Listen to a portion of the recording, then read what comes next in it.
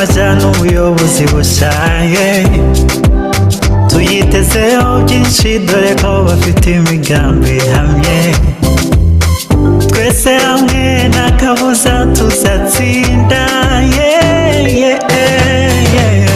ibyavuzwe riratashya abasore b'u Rwanda bahuje urugwiro ibyavuzwe riratashya abasore b'u Rwanda bahuje urugwiro inama n'imwe no guharanira impinduka mu banyarwanda inama n'imwe no guharanira impinduka mu banyarwanda bakabana batuje badahiriza umugozi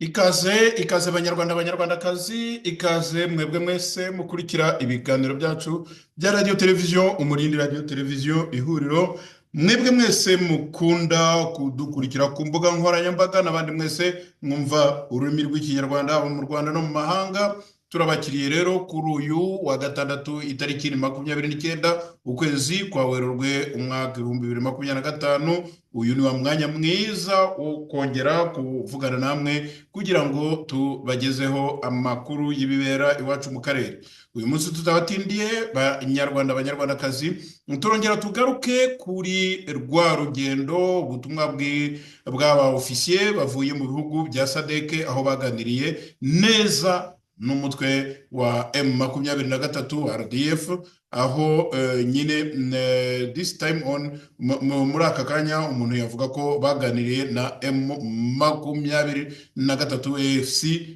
kubera abantu bari baraho ngaho nubwo tuzi twese ko buri gihe RDF iba ibyihishe inyuma ukuntu ipare mu Faransa bitugukwa hahindutse bituga ipataro aho ikujeho igitaramo cyo gushyigikira abahekuwe n'intambara mu burasirazuba bwa Kongo turaza kubirebera hamwe mu kanya gatoya turongera kandi tugaruke ubyerekeranye n'ubukungu n'ibihano mu gihugu cy'u Rwanda aho ministre w'intebe witwa Ngirente yavuze ko amabuye y'agaciro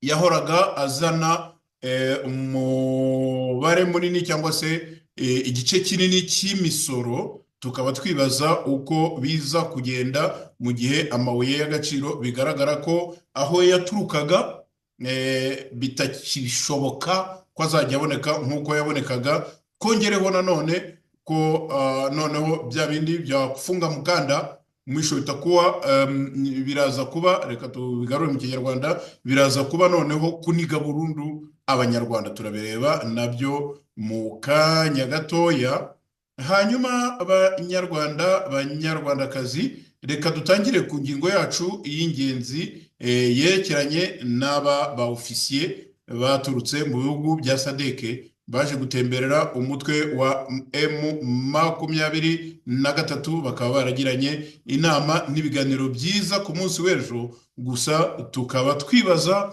ko kakaju babahaye na bya biryo niba bagihumeka neza aho bari mu bihugu byabo kuko murabizi neza buri gihe bari abantu baba bafite utuntu n'utundi abo officier rero barivuye mu bihugu bya SADC nkuko nabivuze baganiriye ndetse mu buryo kuri bo babyishimiye n'umutwe wa M23 umutwe w'inyeshyamba wa M23 urwanya ubutegetsi nyine muri Republika ya Demokarasi ya Kongo uvuga ko wiyemeje korohereza ingabo z'umuryango w'ibihugu bya SADC no kuvuga zari ziteraniye mu butumwa bwa Sami DRC kuba basubira mu bihugu byabo ku bufatanye bwa SADC nyine n'umutwe wa M23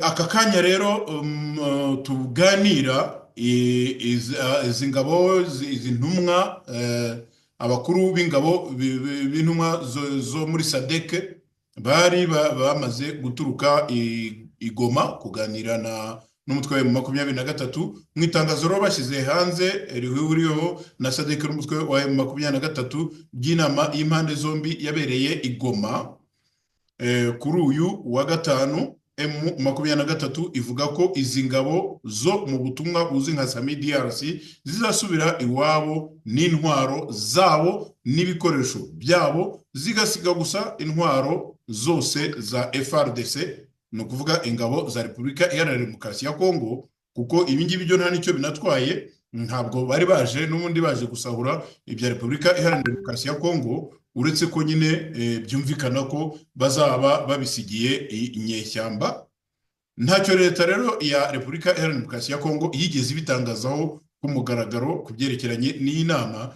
Kinshasa ubwayo, oni n'ibihugu byinshi byo mu burengerazuba bazi neza, kandi natwe turabizi, bashinja umutwe wa M23 kuba ufatanyije na leta y'u Rwanda. Niyo mpamvu tuwita umutwe wa M23 hamwe na RDF. Tugarutse ku rugendo rw'ejo, mwabibonye ku mafoto no ku mavideo yagaragajwe aho bari abasirikare baje, urebye ukuntu bari bicaye muri iriya resitora y'iriya hotel, ubona nta mutekano wisanzuye bari bafite. Mwabonaga Wiringoma ava ku meza amwe, ndetse yarariho n'amanimero, akava ku meza amwe akajya ahandi, akajya kuganira n'abandi, akongera akazunguruka akagenda. Witwa Sultani Makenga we yari yicaye atanyeganyega.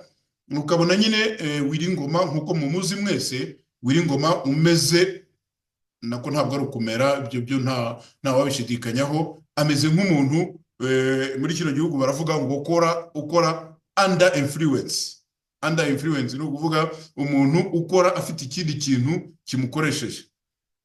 Wiringoma agomba kuba akora under influence of something. Byanze bikunze hari ubwoko bw'ikiyobyabwenge afata. Tuzamusanga mu bandi tugiye kuzabataturira muri iyi minsi. Ejo twahereye kuri Budome Nduhungirehe, kuko yabigaragaje mu kanama k'umutekano ka Loni, ariko uyu munsi nagira ngo mbasabe niba hari abafite amavideo ya Wiringoma arimo aganira na ziriya ntumwa za SADC, kuko yicaraga ku meza amwe agasimbuka akagenda akazunguka akajya ku yandi, ariko yisekesha. N'icyuya cyamurenze muzarebe ahora tutubikana, ariko yisekesha. Noneho agahigo kabaye igihe bari barimo gufata amafoto, bamuhamagara ngo pastor, bamuhamagara pastor, akaza yirukanka. Ndibuka nabonyemo umusirikare umwe w'umudamu mugufiya w'inzobe ugomba kuba ari South Africa, amuhamagara ngo aze ngo agire bafatane ifoto. Ahantu umukono yishimye cyane. Donc bya bindi abantu abakaritas abantu bo mu mihanda bagira ngo za chess, ahantu umukono araza aragenda barifotoza, ukabona Wiringoma ni umuntu ugomba kuba afata ikiyobyabwenge umuntu atamenya neza icyo ari cyo. Ibyo byose wabonaga klima nyuma y'uko bamaze gusinya ziriya mpapuro yatangiye kugenda isa naho izamuka. Ikindi kandi u Rwanda n'ibifobagane bari baravuze ko ngo SADC yamaze gutsindwa. Ubu abasirikare ba SADC bafungiye ahantu, effectivement bafungiye ahantu koko, nibyo ntago banyeganyega. Ndavuga abakiri muri Kongo, muri n'uburyo bagize batobanze abaherutse kugenda. Igice cyabanjije kugenda cyari kirimo umudamu wari ukuriwe wagiye ahantu akabanza nyine kuruhuka, akabanza kwibaruka. Hanyuma abandi mwabonye ukuntu bagiye n'agasuzuguro kenshi bari babasuzuguye. Ubu rero ntabwo bizasubira. Icyo rero South Africa bishimiye cyane cyane, South Africa nibo nkuko ku munsi w'ejo nabahaye ubuhamya bw'umwe, n'uyu munsi bafitiye ubwundi. Icyo South Africa bishimiye nuko byibuze bya bintu byo kubajyana mu Rwanda no kubamanikisha amaboko, bagasiga intwaro zabo, bagasiga n'ibikoresho byabo. Ibyo ngibyo ntibikirimo. Ntabwo bazataha kwa kundi Wiringoma yafataga b'abaromaniye bamwe bita ngo n'abacanshuro, agafata umuntu akamuhagarika akamutuka akamutokoza akamupfukamisha, yarangiza agahirika bari ku murongo. Ntabwo bizakora kuri SADC. Ikindi kandi abanyarwanda bagomba kumenya, ibi ngibi ntabwo ari ingufu, nta nubwo ari n'urukundo rwa M23. Niyo mpamvu mubona Wiringoma yasekaga nk'ikigoryi, yasekaga wa mugani nyine nk'umuntu uri under influence. Abapolisi ba hano iyo aguhagaritse aragushakisha, ndavuga iyo uri mu modoka, ashakisha utuntu twose akavuga ati ushobora kuba utwara uri under influence. Wiringoma nawe ibiganiro bye ubona buri gihe ameze nk'umuntu ufite akantu, ufite akadoze, ufite akantu yafashe. Wiringoma rero bya bindi mwabonaga yisekesha, mwumve igitwenge cye. Amavideo yose nagumije kureba afite ibirango by'abandi bantu, sinshobora kuyakoresha, ariko murebe ukuntu Wiringoma yisekeshaga, agahumagira ukuntu, kandi ubona ari nako atutubikana, yamara guseka akavuga ngo ukumva nyine ko atari hamwe. Ibi byose biterwa n'iki rero? Ntabwo ari urukundo cyangwa ubushake bwa M23, cyane cyane ko M23 komanda supreme wayo ni Kagame. Ntabwo Kagame yigeze agira urukundo rw'uko Sadek yagenda amahoro. Ntabwo Kagame watutse South Africa ibitutsi mwumvishe yakwemera ko ingabo za Sadek zaje no kugombobwa n'aba ofisiye bakuru bo muri South Africa. Ntabwo yakwemera ko zigenda amahoro, ntabwo yakwemera ko zisohoka batazisuzuguye, ndetse na kuriya gufungwa kuriya byose n'amabwiriza ya Kagame. Byarangiye rero Sadek, intumwa za Sadek zivuze zitumva, ntabwo ari ngombwa ko muducisha mu Rwanda. Niba ari ikibazo cy'ikibuga cy'indege, turaje tubafashe kugitunganya, gitungane, abantu bacu bazave hano mu mahoro. Abantu bacu nta mirwano barimo, babe hano bafata icyo kurya, babone ibyangombwa byose bakeneye, nta kibazo. Aha rero ndibaza ko u Rwanda rugomba kuba rwarahafatiye ikimungu, kuko nanone ni indi perte, ni ukundi gutsindwa mu buryo batari biteze, kuko bari bazi ko icyo bazajya bategeka M23 izajya ihita igikora. Ariko s'il vous plaît, Sadek yaciye mu miryango mpuzamahanga no mu mapuissance akomeye kuruta Kagame. Muribuka neza ko tumaze iminsi tubabwira ko Amerika irimo iroroshyosya bino bintu kugira ngo niramuka ihagurutse izahagurukire rimwe.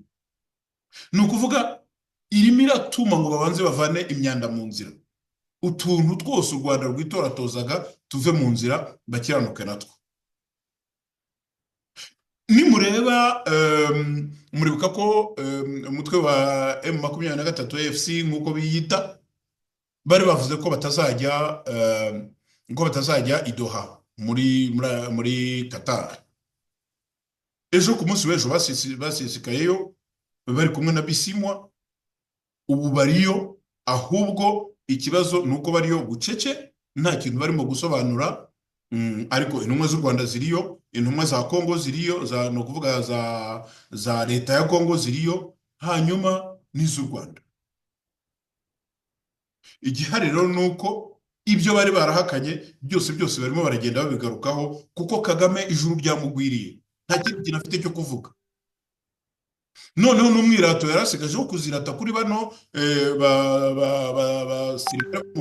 bo muri mission ya Sami DRC, nabwo ntabwo bikimukundiye. Iyi nama rero ibaye nyuma yuko muri uko kwezi nanone abategetsi ba Sadek bemeje ko bagiye gukura ingabo mu burasirazuba bwa Repubulika Iharanira Demokarasi ya Kongo,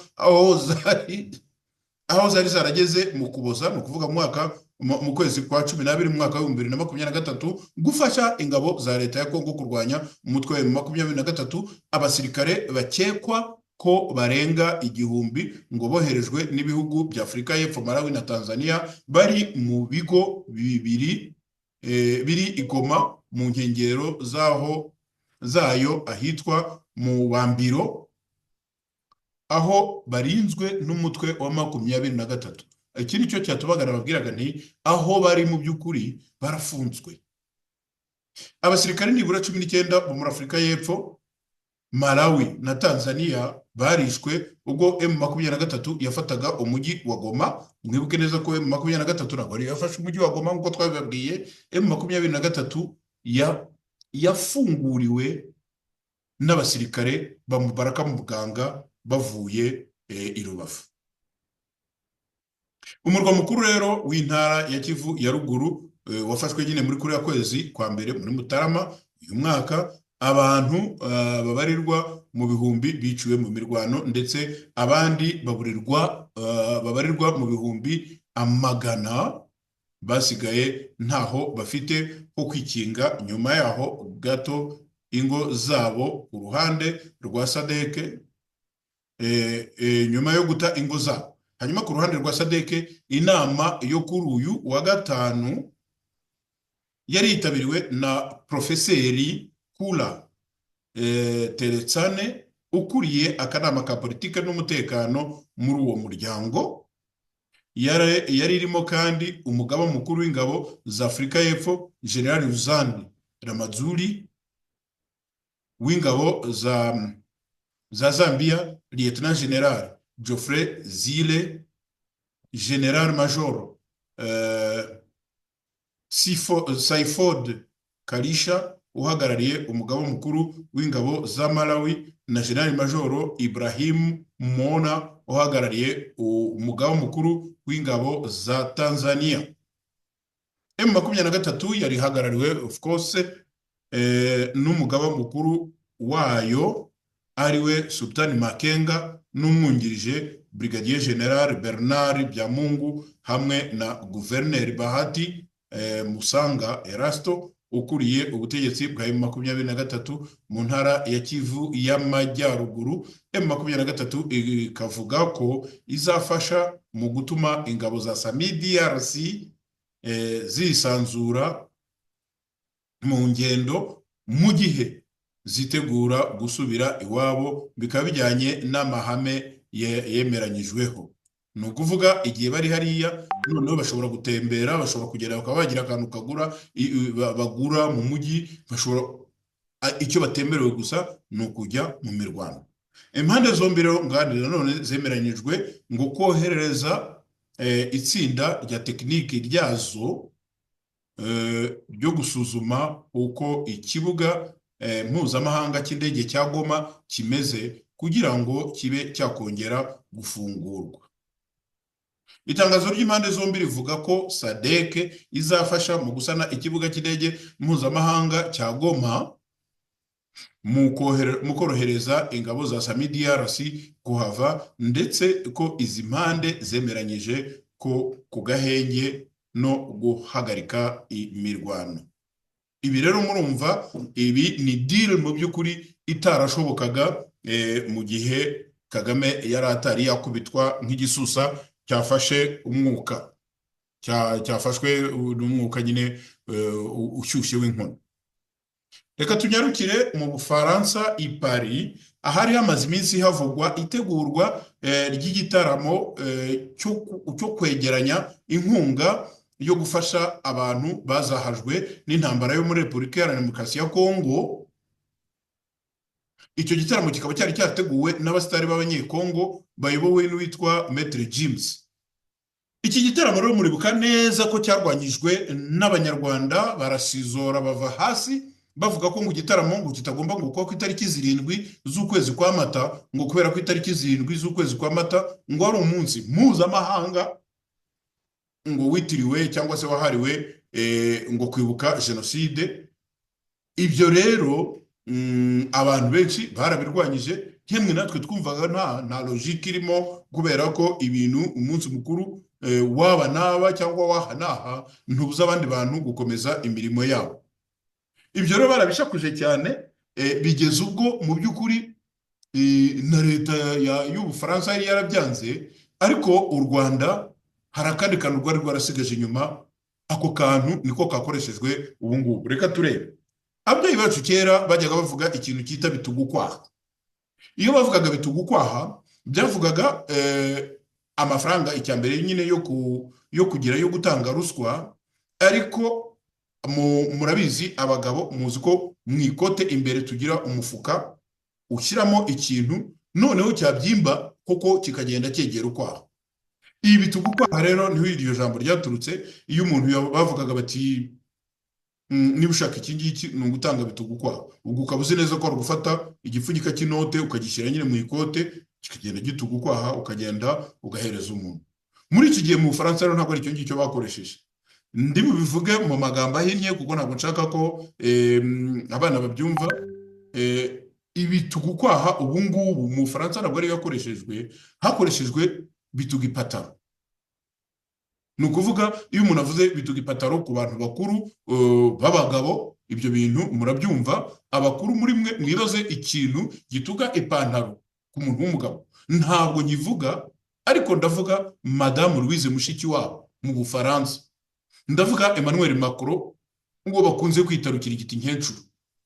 Aba bombi muzi uko babana, muzi umubano bafitanye uko uhagaze, ndetse nta nubwo banatinya no kubigaragariza mu ruhame. Ibyo ngibyo ni amafoto mwiboneye, ni amavideo mwiboneye. Mu gihe rero aba stars b'abanyekongo bamaze iminsi bategura igitaramo cyabo cyo kwegeranya ubufasha ubwo ari bwo bwose bwo kugoboka abazahajwe n'intambara mu burasirazuba bwa Repubulika Iharanira Demokarasi ya Kongo, igitaramo cyagombaga kuba ku itariki ya 7 Mata, kiyobowe n'uyu nyine ufite izina ry'ubuhanzi ngo ni Maître James. Induru zaravuze, intore zirahaguruka, zirasara, zirasizora. Bizimana Jean Damascene wiswe Minu Bumwe arakoronga, akora mu mutana, avuza induru.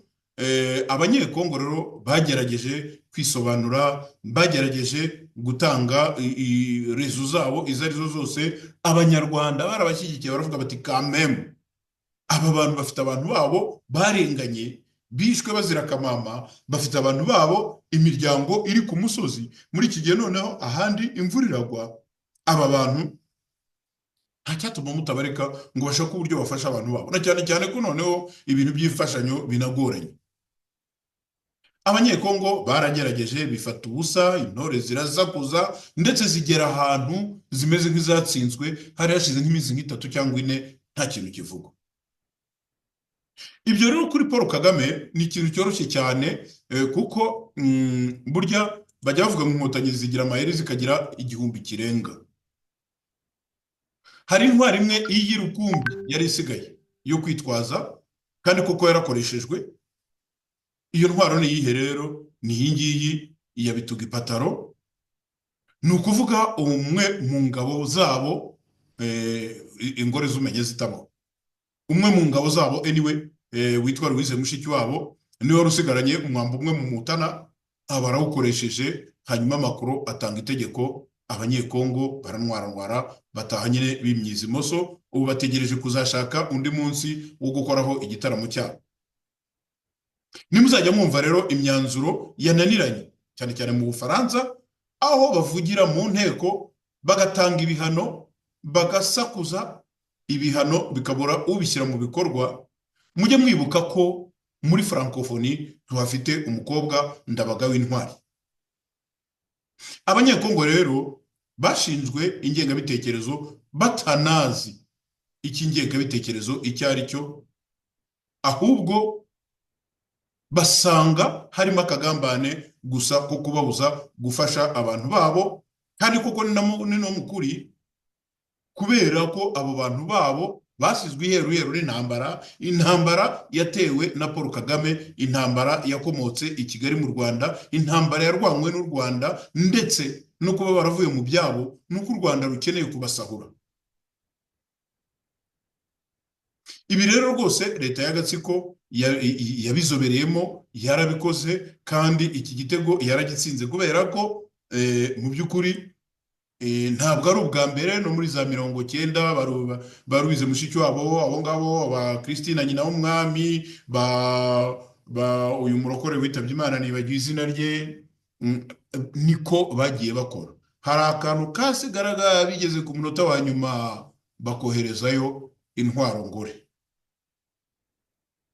Ngaha rero abanyekongo batsinzwe n'icyo ngicyo. Ntimuzagire ngo ni ukubera ko jenoside abantu bayikunze, ntimuzagire ngo ni ukubera ko itariki ya 7 Mata ari igitangaza. Oya, nta kindi, nicyo ngicyo. Reka turangirize noneho ku byerekeranye n'ubukungu. Ubukungu nabwo mu by'ukuri bagerageje gusobanura inshuro nyinshi, ariko noneho tukaba tugenda tubona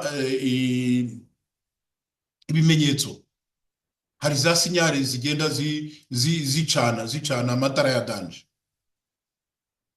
Ko amabuye y'agaciro y'amasahurano yinjizaga akayabo k'imisoro, nyuma ibihano bikaza kuza mu Rwanda, ibyo murabizi, noneho tugahomba n'imfashanyo zakomokaga mu by'ukuri mu bihugu byafashaga u Rwanda, aho twese tuzi neza ko amenshi mu mafaranga yaragize ingengo y'imari y'u Rwanda, amenshi yavaga mu bihugu by'amahanga, noneho igice u Rwanda rugira kikava gusa mu misoro. Minisitiri w'Intebe rero yadufashije aduha iyi nkuru, aho bagira bati Minisitiri w'Intebe yatanze imbonerahamwe y'akayabo k'imisoro y'u Rwanda rwavanye mu mabuye y'agaciro mu myaka ishize. Biragaragara ko aya mabuye y'agaciro yakoze ibikomeye mu misoro ndetse no mu ngengo y'imari y'u Rwanda ya buri mwaka. Kuba rero igice kinini cy'amabuye y'agaciro u Rwanda rwashoraga mu mahanga cyagurwagwa n'ibihugu byo mu bumwe bw'i Burayi, byo mu muryango w'ubumwe bw'i Burayi, cyangwa se European Union cyangwa se Union Européenne, kuri ubu ibyo bihugu bikaba byaracanye umubano n'u Rwanda mu byerekeranye n'ubucuruzi, kugurirana no kugurisha amabuye y'agaciro. Birumvikana ko ya mabuye y'agaciro atagifite umuguzi, icyo ni icya mbere. Ariko nanone ibihano twabihawe kubera ko u Rwanda rufite ingabo muri Kongo, rutera intambara muri Kongo, u Rwanda rusahura amabuye y'agaciro muri Kongo. Iyo nayo ni iyindi rema ya kabiri, ko noneho amabuye y'agaciro yaturukaga muri Kongo ntago azongera kugaruka. Noneho indi mpamvu ya gatatu rero, impamvu ya gatatu nuko noneho mu bihano twahawe harimo no gufungirwa imfashanyo n'ibihugu by'amahanga, ndetse mu bikomeye muri byo byatangaga menshi atubutse. Tukibuka neza ko twarabivuze kenshi cyane, mu ngengo y'imari ingana n'100%, 63% byavaga mu mfashanyo n'impano zituruka mu mahanga. Ntabwo ariko ibihugu byose byatangaga izi mfashanyo, ariko twibaze ko ntabwo ariko ibihugu byose byatangaga izi mfashanyo byafashe umwanzuro w'ibihano, ariko turebe neza tumenye ko ibikomeye muri byo byamaze kuvuga ko bitazongera. Bivuze iki rero? Ya 63% ishobora kugenda wenda ikaba nka 5%, oya nishaka ibicumi. Ariko noneho murebe amabuye y'agaciro yashorwaga mu bihugu bigize umuryango w'ubumwe bw'i Burayi, ubu ngubu atazongera guhirahira aganayo. Mwongere mwibuke ko amenshi yaturukaga muri Kongo, ubu ngubu bitazongera gushoboka kugira ngo u Rwanda ruyabone. Ubwo noneho umuntu yakwibaza ati umusoro dusigaranye reka turebe, kuko niba umusoro waruremereye ari uw'amabuye y'agaciro, wenda wakurikiragaho wari uw'inzoga, numvise noneho ngo byeri Kigali inywebwa n'umugabo igasiba undi. Dukurikizeho uwa gatatu ko wari uw'itabi. Itabi ibyo ari byo byose mu Rwanda rinywebwa na bakeya. Ndi hafi kugira imyaka 60 ndyumva ari impumurira mu nzira. Noneho turebe umusoro dusigaranye uretse uw'inzoga n'itabi. Ejo bundi bavugaga ko bagiye gutangira gusoresha amaroji. Amahoteli turayazi, inyenyeri zingahe whatever uko bishaka, za guest house turazizi. Noneho hari ibintu byitwa amaroji, murabizi, aho abantu ba nyir'urugo bajyaga bajya mu kazi, noneho ukumva ngo umugore wasigaye mu rugo cyangwa se umusekreteri wa kanaka yagiye kuganira na patron ibintu muri ibyerekeranye n'imirimo yabo muri loji. Hari n'amaroji noneho amwe rwose bajya bitandagaswe, ntabwo ninya kubivuga, ayo ngayo yabaye akamwana n'abanzovu, murabazi bo kuri YouTube, ayo bajyana ngo kubomoreramo, babyita kubomora. Mwibaze kugira ngo bazabare receveur des impôts, sinzi ukuntu basigaye bamwita ubu ngubu, reka wenda tuvuge percebuteri wo muri commune wo mu isoko umwe dusanzwe tuzi. ba peresibuteri bajye banyura kuri buri karoji kari aho ngaho mu Migina, kari aho ngaho za Gashyekero, kari aho ngaho za Sodoma, kari za Nyabisindu, ajye ahanyura avuga ati oke, uyu munsi ni bangahe baje kuruhukira aha ngaha. Mwibuke ko abenshi bajya muri utwo tuntu batinya no kwandikwa. Ubu rero bibaye ngombwa ko bazajya, nabyo bizabagabanyiriza ibyashara, murabyumva. Niba nari nzi ko ndi diregiteri ahantu, nkaba nafataga sekereteri wanjye cyangwa se sekereteri wo mu bindi biro nkamuzana aho ngaho, cyangwa se nkaba nkoresha umugabo, noneho nkumvikana n'umugore w'umugabo nkamuha misiyo ahantu, umugore we nkaza kumuyobya, babyita kuyobya indege, umugore we nkaza kumuyobya, tugahurira ahantu iyo ngiyo za Sodoma cyangwa za Migina, ahantu mu nguni. Ntabwo diregiteri nzongera kujya hariya, nahajya gutese kandi bari bumbarure. Bivuze iki rero? Bigiye kugabanuka, n'iyo misoro bashaka ntabwo bazayibona ku buryo bihagije. Reka dukomeze rero ku biganiro, ku nkuru z'ibifobagane. Murabyumva neza ko twamaze gutakaza byinshi bigaragara. Noneho minisitiri w'intebe rero witwa Ngirente, ni Ngirente yo kabyara, ese naho kwanga kwita nabi, ngo ageza ku bagize inteko ishinga amategeko ibikorwa bya guverinoma ngo bijyanye no kongera umusaruro w'inganda n'ibyoherezwa mu mahanga hagamijwe iterambere rirambye. Kuri uyu wa gatanu itariki 28 Werurwe, no kuvuga ku munsi w'ejo, yatangaje ko amabuye y'agaciro u Rwanda yinjirije u Rwanda miliyari 1,700,000 y'amadolari y'amanyamerika mu mwaka wa 2024. Miliyari 1 y'amadolari, ntabwo ari amazimbabwe, nta nubwo ari n'amazayire, y'amadolari y'Amerika mu mwaka wa miliyari 1,700,000 y'amadolari y'amanyamerika mu mwaka wa 2024. Kera twajyaga twiga mu wa 4 mu wa 5 gutyo, bavuga ngo muri Nyungwe ngo hacukurwa wolfram. Ubu imyaka ngize ntabwo nzi wolfram icyo ari cyo.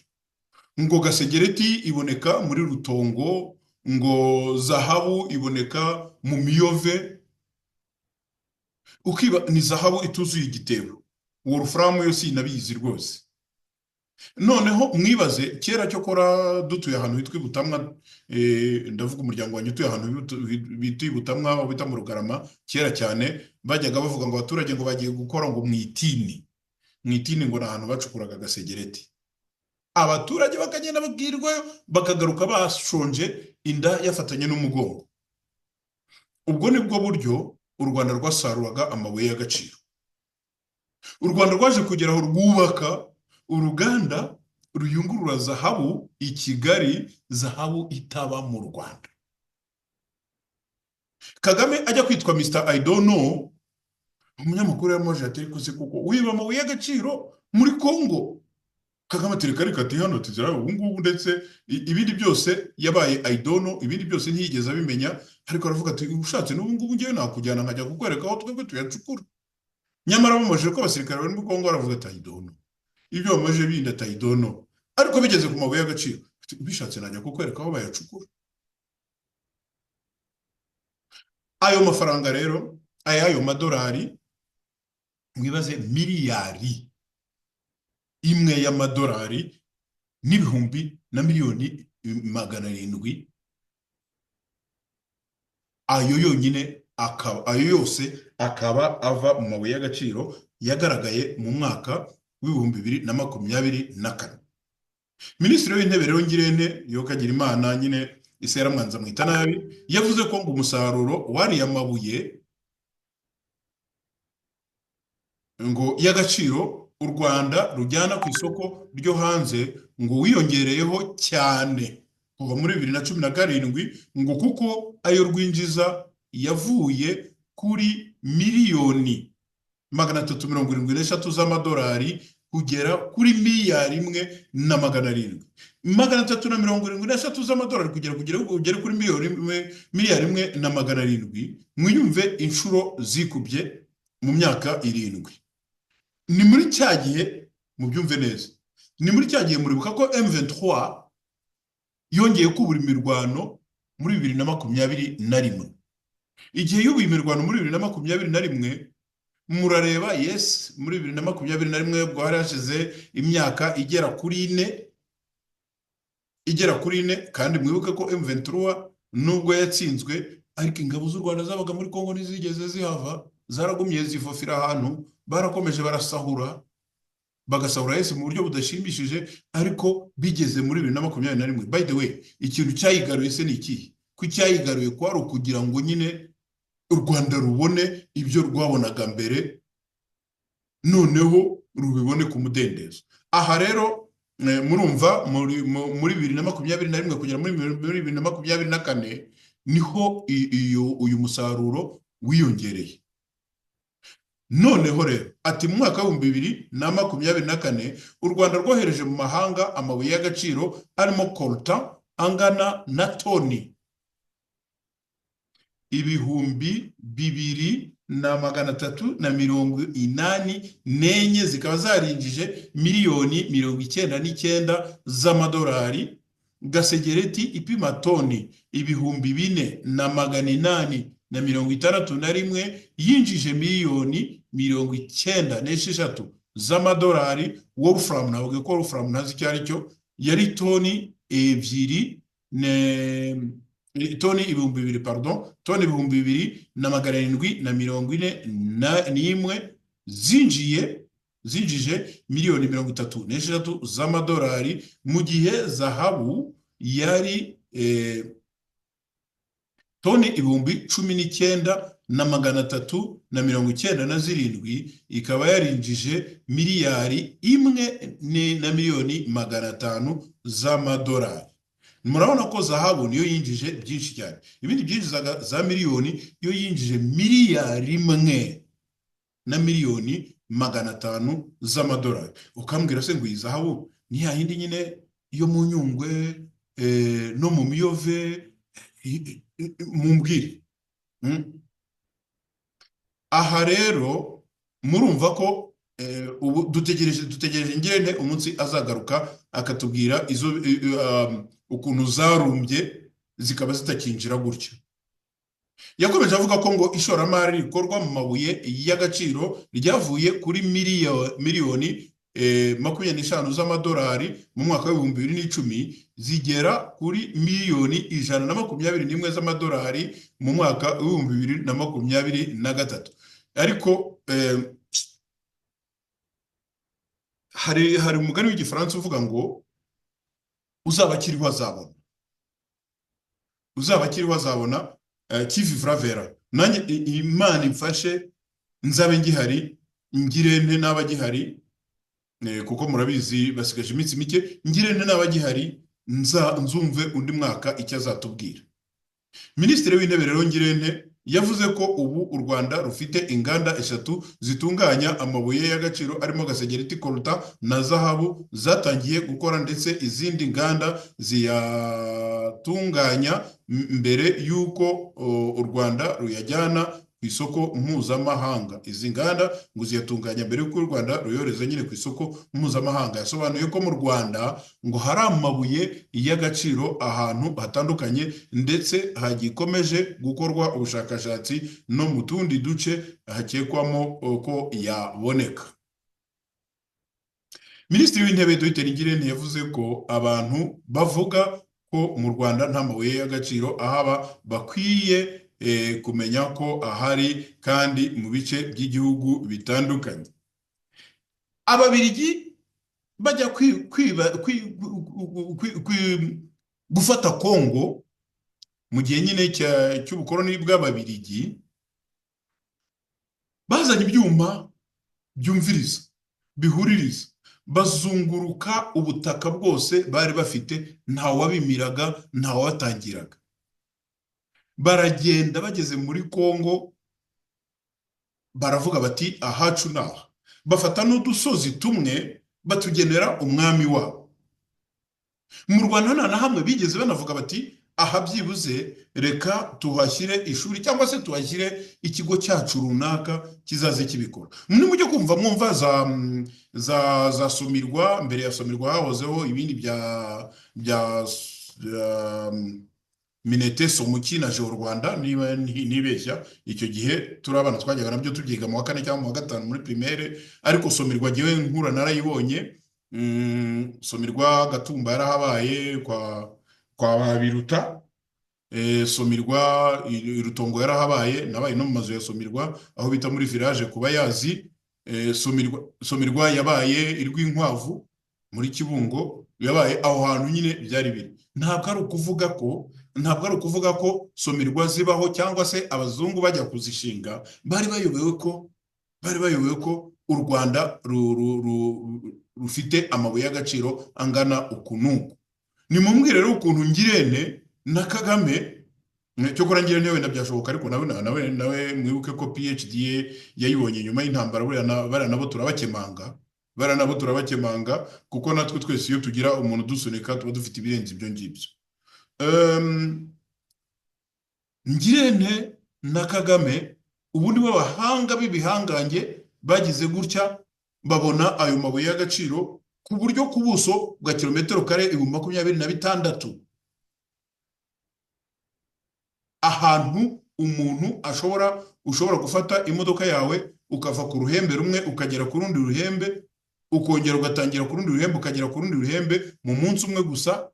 Aho hantu niho na n'ubu ngubu za gasigiri za zahabu zikirimo kumera, zigira gutyo pufu bakabona zirameze nk'ibiyege nk'ibihumyo. Rwose mwagiye mubeshya Abahinde nabo ntibigeze babeshya, burya barababeshyaga bavuga ngo ntibagira ambasade, ariko bari bafite uwitwa Jobani Putrasi wari ubahagarariye. Muzashaka abandi bantu mubeshya. Ati ubu rero ni umwanya mwiza wo kubabwira uduce twabonyemo ayo mabuye y'agaciro. Ayo mabuye y'agaciro arahari, dukora nka guverinoma, ni ugushyiraho gahunda yo kuyacukura neza agatanga umusaruro mwiza atangiza ibidukikije kandi atabangamiye ibindi bikorwa. Reka mbabwire Biruta, niba unyumva ndabizi usanyumva kuko we na Nduhungire bajya bavuga ngo narabibasiye nkawe. Biruta rwose ndakuzi, uri umuganga usambanya igitsina gore cyose cyashoboraga kuboneka imbere yawe. Biruta ndakuzi, urabizi. Nduhungire ndakuzi, urabizi. Ubumara bwawe njya mbuvuga, ni nacyo cyatumye wansibye kuri niba rukunsiba no kuba barukumbloka kuri Twitter yawe. Biruta, uribuka ko iwanyu nicyo nashakaga kuvuga. Ibi ngibi Ngirente avuga ngo bitangiza ibibakikije. Uribuka ko iwanyu imisozi yajyaga ibagwira kubera ko abaturage iwanyu mu Kingogo, kubera ko abaturage bacukuraga agasegereti bashakisha kugira ngo barebe uburyo babaho. Uribuka ko ahantu Somirwa yacukuraga hariya aho bita ku Cyome hasigaraga hari ibintu by'ibikangu bimeze ukuntu. Ibyo urabyibuka, urabizi.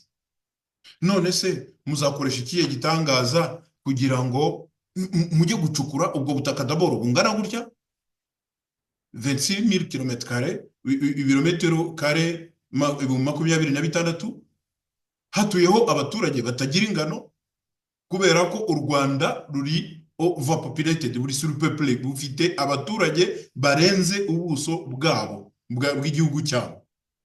None uretse ko nyine kubica nabyo mwateye imbere murabibasha cyane, ariko tuvuge ko abaturage niba bazaba bagihari, none se muzajya mucukure no mu nzu y'umuntu mu muraze hanze? Birashoboka mwabikora kuko inkotanyi nta bwenge zigira. Noneho rero ngo mugiye kuzayacukura ku buryo atangiza ibibakikije. Stop it. Atangiza ibibakikije se nababwira uwo munyakingugo Biruta uko byagendaga iwabo. Nibababwire abantu biyongiyo nibababwire abantu bibugarura muri Muhura. Reka dukomeze. Amabuye y'agasegereti rero ngo aboneka nk'Irutongo mu karere ka Rulindo, Kamonyi, Muhanga, Gakenke, Ngororero, Ruhango, Nyanza, Rukiro, Huye, Nyabihu, ariko mujye mureka mu Rugera, Rubavu, Musha, Mushake ukora yarabaga nta na Ntunga,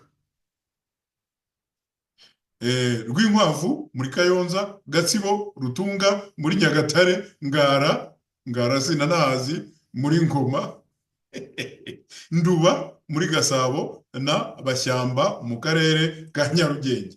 Mundebere mu karere ka Nyarugenge, uretse ko Bashyamba nayo ntabwo nzabiri, ariko mu nyumvire ubwo aho hantu rero tuvuge se ko nta baturage bahatuye. Hano muri iki gihugu cya South Africa, muri iki gihugu cya South Africa ahantu hacukuwe kuva mu 1700 n'ubu ngubu hari aho nta muntu uhatuye, na n'ubu baracyacukura. Hari ibyo bita za shifti, hari byibera mu myobo gusa, abaturage abacukuzi bagatembera bakagenda bakazagaruka. Ushobora kugenda ibirometero 20-30 utari wabona urugo, kuko aho ari ahantu hagenewe gucukurwa. Ariko wagera mu gahugu k'ikibiriti bakakubwira imirenge, nanjye nk'imirenge, imisozi irenga 30 ngo bakuraho ayo mabuye. Kandi ubwo nguko avuze amabuye amwe gusa ya Gasegereti. Noneho ngo amabuye ya Korota aboneka muri Kamonyi, Muhanga, Gakenke, Gatumba, Ngororero, Ruhango, Nyanza, Rutsiro, Huye, Rubavu, Rwamagana, ariko ngo kagira Imana, Rutunga muri Nyagatare, Ngara, Ngoma, Nduba muri Gasabo. Nduba muri Gasabo handi bamena ibishingwe. Hanyuma noneho amabuye ya Wolfram, nimureke mbanze nseke, amabuye ya Wolfram aboneka Nyakabingo cyo koraho yarahabaga, c'est vrai. Rulindo nibyo, Bwisige, je ne pense pas, Bwisige ni muri Byumba, Gicumbi naho arabeshye uyu mugabo. Ngo Kagogo muri Burera, hanyuma Ndiza niyagaraye koko, Ndiza muri Muhanga no muri Kayonza. Yes, oui. Iburinga yarashoboye mu gice cya Buringa y'icyo gihe, byari, ariko Wolfram simbihamya, ariko Gasegereti yo birashoboka. Uko Buringa n'ubundi, anyway, Buringa n'ubundi yari isanzwe ifatanye na Kibirira. Aho ngaho ndimo kubabwira nyine iwabo w'amaso y'inyana, Muganga Biruta, nibyo birashoboka. Naho ni Buringa agace gatoya cyane, ugaruka usa n'uwegera kuri Nyabarongo, nibagiwe ngira ngo ari secteur k'abacuzi. Hanyuma no ku rundi ruhande rw'umuhanda hari na centre de santé, ndayibagiwe, kandi ubwo nakoze muri centre de santé imwe muri za Nyakabanda, muri commune Nyakabanda. Anyway, Gasovu ahegereza kuri Nyabarongo, ibyo birashoboka. Ariko ugarutse Buringa hejuru ku Kabadaha, ugarutse nta kintu gihari. Bavugaga ngo ni nayo mpamvu hariya haraho bitaga Iburamba naho hari aga centre de santé kari aho ngaho, ahantu hejuru y'ishuri, aho bakoraga amasuka y'amaramba. Ibyo byakorwaga justement n'abantu bakoraga ubutare, bakoraga ibintu byo nyine byo gucukura. Aho naho umuntu yapfa kubyemera. Ariko kugira ngo umbwire ngo muri Ndiza, ubwo se muri Ndiza urashaka kumbwira hangana ahaturuka hehe? Kwanza we Ngirente, babare n'imyaka yawe, babare niyo dufite, nta kintu turusha, ntaho wabimenyera tutazi. Minisitiri Ngirente arakomeza ngo yagaragaje ko zahabu iboneka muri Miyove. Yes, ibyo nibyo, hirya gatoya yo kwa Mansui mu Miyove. Ibyo ndabyemera. Ahandi arimo kuvuga ni hehe? Yes, avuga ko iboneka muri Miyove, Nyamiyaga mu karere ka Gicumbi, Ruharambuga na Bushekeri muri Nyamasheke, aho hose imazi, Bweyeye mu Butare na Butare, muri Rusizi naho iyitwa Beryllium. Nabwiye Wolfram na Beryllium, muri ibyo bintu nabyo nzi. Beryllium na Lithium yo akaboneka mu karere ka Muhanga. Nk'uko kagira ubuse noneho ni Muhanga yahagana he? Kuko Muhanga ari iwacu. uretse ko burya by the way iwacu ntabwo ari Muhanga, iriya Muhanga mwahinduye bya bintu byo gutinya nyine amaprefeture, iriya Muhanga ntaho yari ihuriye naho Muhanga y'uyu munsi muvuga. Muhanga yari iri muri iyo mice, muri ibyo bice byegera Ndiza nahoze mvuga, ariko nyine ni muberekera aho ngaho, kuko n'ubundi uko mwaje mukabihindura niko n'abandi bazaza bakabihindura. Burya na Nyanza yahoze ari Nyabisindu. Iwacu bajyaga bavuga ngo ngo nta gahora gahanze na Nyanza yabaye Nyabisindu, na Nyanza yabaye Nyabisindu wala. Ibyo rero mwibeshye, ayo mazina muzagenda muyajyanye mu bitabo byanyu. Noneho aravuga ati rero lithium, beryllium na lithium ngo aboneka mu karere ka Muhanga, arabeshya. Akaboneka i Gatumba, byo birashoboka. Mu Ruhango arabeshya, i Nyanza arabeshya, i Huye ntabwo mpazi, Rubavu naho simpazi. Hanyuma Minisitiri w'Intebe Ngirente yavuze ko ubu ngo inganda zo mu Rwanda zamaze kugira ubushobozi bwo gutunganya aya mabuye akajyanwa ku isoko mpuzamahanga yongerewe agaciro, ngo kuko uruganda rwa Gasabo Gold Refinery ni rwa rundi narwo ruri muri bya bindi byahawe ibihano, rufite ubushobozi bwo gutunganya zahabu ingana na toni 96 ku mwaka. Urwa Luna Smelter rugatunganya 360 za gasegereti buri kwezi. N'urwa Power Resources International Limited dufite ubushobozi bwo gutunganya 120 za kolta mu kwezi kumwe. Hari umugani w'ikinyarwanda nyine, ubu ngira ikibazo, hari amagambo amwe y'ikinyarwanda dutinya kuvuga kubera ko bahita bavuga ngo ni nyandagazi, wenda nk'umuntu ngo yavuze ngo mu ruhame, ariko bavuga ko abatagira igitsina gabo abagifite murakizi, n'abagira abana babigira murabizi. Abatagira igitsina gabo arireba, yabona agaheri akavuga ati ngomba kuba mfite ubugabo. Ari agaheri kameze, agaheri ndavuga agaheri akanga ko umuntu yishima. Uyu mugabo nyakwigendera Patrick Karegeya yajyaga avuga ngo umuntu ari kirigita agaseka. Uyu mugabo byonyine amaserire n'amasekiteri arimo kuvuga, arimo ubu butare, wibaza niba abaturage bakihatuye. Wibuke ko tugendeye ku mabarura yo muri 78 ubu utatinya kuvuga ko abaturage b'u Rwanda bikubye nibura inshuro zigera kuri 5. Ukavuga uti niba koko ari uko nguko ibintu bimeze, ukuzi surpoplement, ukuzi ubucucike twari dufite, noneho ukagerekaho uburyo ngo abantu ngo bimuriwe mu midugudu. Ndabyemera, abantu bimuriwe mu midugudu, ariko bimuriwe mu midugudu nubwo mubabuza guhinga ibyo bashaka, baracyahinga ahandi. Ntabwo ibingibi murimo kugereranya ntabwo bishobora kuboneka ku butaka bw'u Rwanda. Ikindi nenda kurangirizaho, ndagira ngo nsozereza ahangaha, nuko ziriya nganda murimo kuvuga, reka tuvuge ko zizabitunganya, d'abord ntizizabona amafaranga yo kubikora, kuko kubitunganya ntabwo ari ugufata gasegereti ukazirunda hariya zigahita zihinduka un produit ishobora kugenda ikajya mu mahanga. Bigombera ibindi bintu byo gukoresha. Amamashini agomba gutembera, agomba gukorerwa entretien. Noneho rero umunsi mwayunguruye zahabu, niba ari kuyungurura, niba ari kuyishongesha, niba ari kugira gute, nimwe mubizi. Muri iriya whatever refinery iriya bahaye igihano Gasabo Gold Refinery, noneho mwamara kuyitunganya, kubera ko Union Européenne ntabwo bagihari ngo babagurire, mukayirunda aho ngaho, ntabwo izagurwa na Muhozi Kiene Rugaba. Mwamara kuyirunda aho ngaho, ejo bikabuko mugapayilinga, noneho bikabura ahantu bijya. Icyambere birarisika kuzatakaza agaciro, wenda hakagira umukire w'umutanzania rero ngo hasigaye haba n'abashinwa n'abaturiki, wenda akavuga ati okay, nimupfe kuzana mbahe ayo mbonye. Kwa kundi muzi abavunjayi birirwaga bicaye ku iposita, nimupfe kuzana mbahe ayo mbonye. Ntabwo uyu musoro mwajyaga mubona muzawugeraho. Ntabwo uwo musaruro munabeshya ko mufite, muramutse munawufite ntimuzabona uburyo muwutunganya. Nimutabona uburyo muwutunganya ntimuzabona uburyo muwugurisha.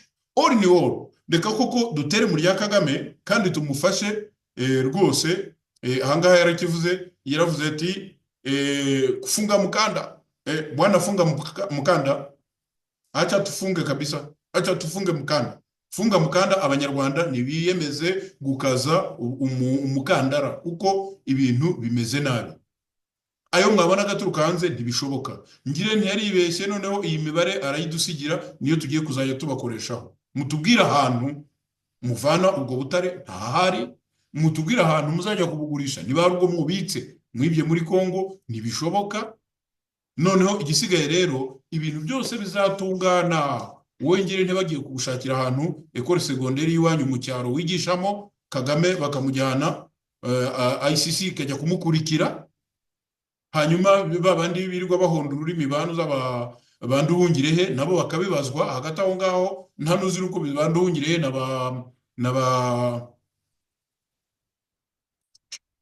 uriya wari procureur, uriya umuvugizi wungirije, oh my god, ale Mukurarinda, bariya bafite ababyeyi babo barembeye mu Burayi, babure n'uburyo bwo kubasanga.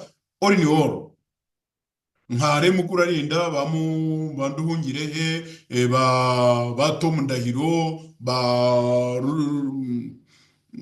Rudatsimburwa Albert, bariya bose bavuga ururimi rugatukura, tuzabajyana tubashyire aho Mugesera afungiye. Mugesera nta kindi afungiye kuvuga nk'ibyo mwavugaga.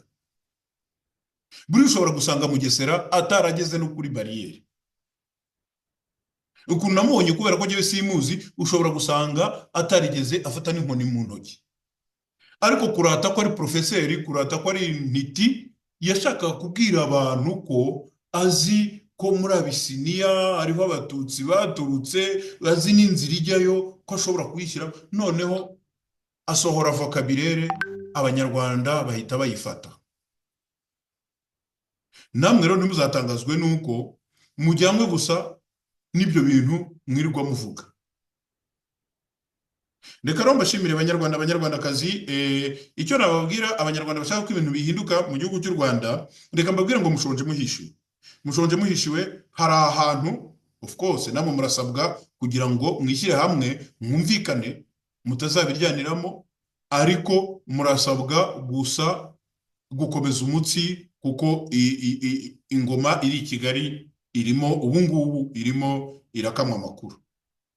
Igihe gisigaye ni gitoya, ibintu bizirangiza. Umunsi muzumva ko ikibazo cya Kongo cyarangiye, ni nayo mperezo, ni nayo mpera ya Kagame. Abanyarwanda muzasanga barishwe n'inzara, birumvikana, ariko igihe cyanyu kiri hafi, igihe cyanyu kiregereje. Icyo mukwiriye gukora aka kanya ni mwegere bagenzi banyu, mwifatanye, mwumvikane, munatangire munakore plan, mumenye muti aba bantu badushukaga ko hanaha hari ibi n'ibi, turamutse tubihasanze twabikoresha iki? Ariko kubera ko nta bihari, twizeze abanyarwanda ibidahari.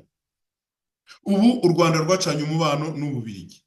Ubu ni akanya kanyu ko kwegera abo Babirigi, kuba bari hafi, mukababwira muti u Rwanda rwiza ruzakorana namwe turarukozaho imitwe y'intoki. Igihugu cya Kongo twabanye igihe kirekire.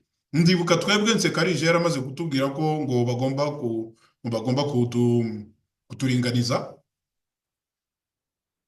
Twagiye muri ya mayikoro prive, mujya mwumva amwe ngo yafunze, ngo amwe ngo yigira ngo mu ntoki, ngo n'ibiki ngo twigishwaga n'Abazayirwa bavuye muri Zaire. Of course hari harimo abagogwe bazaga, umuntu akaza akakubwira ati jewe ati je m'appelle ndi mubanzi ngolo wa Manu, ariko ugahita wumva ko ari ndi mubanzi ngolo wa Manu, already umvijemo ko ari umunyarwanda.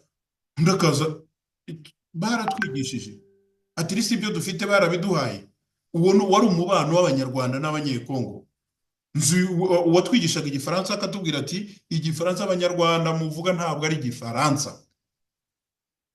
ubu abagikanyakanya bashobora kuvuga igifaransa wasanga ari abakigishijwe n'abo banyekongo, wenda bagenda basunika, bagenda bahugura n'abandi baprofeseri b'abanyarwanda, abo inkotanyi zahasanze, abo zitishe zikaba zarabakinagije, ubu nibo bagerageza kukivuga mu bindi bihugu by'amahanga. All in all, abanyarwanda, iki ni igihe nanone cyo gutekereza uburyo muzabana neza na Kongo. Iki ni igihe cyo gutekereza uburyo bazongera bakadukingurira, bakajya baduha abantu baduha ubumenyi, bazongera bakadukingurira abanyarwanda bagashobora kujya guhahayo, n'abanyekongo bagashobora kuza guhaha mu Rwanda. Ibi byose bizarangira.